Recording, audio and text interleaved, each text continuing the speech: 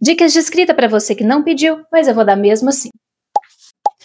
Você que está aí com o sonho de escrever um livro, mas não sabe por onde começar, a dica é a seguinte: sente e escreva.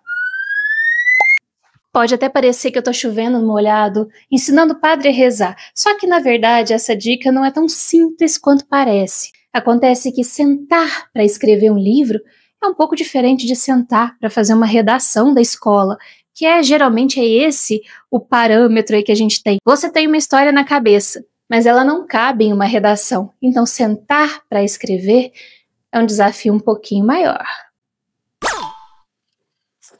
Livros podem ter muitas páginas, uma história principal e várias histórias secundárias.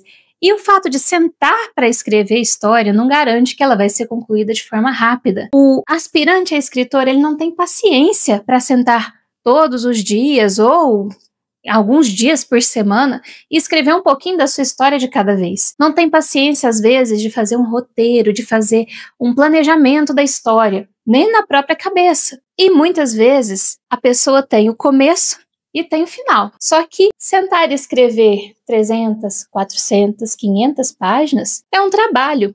E esse trabalho exige um pouquinho de paciência, dedicação e construção, muito mais do que uma ideia inicial. Às vezes, o livro tem tantas notas, tantas anotações que a gente precisa fazer para ter uma estrutura, para ter certeza de que os personagens estão indo para o caminho certo, que o manuscrito fica menor do que as anotações que a gente tem. E eu não estou falando só de livros de fantasia, livros policiais, livros de terror, livros de romance. O escritor precisa ter certeza do caminho que ele quer seguir com cada personagem, com cada trama e amarrar todas elas.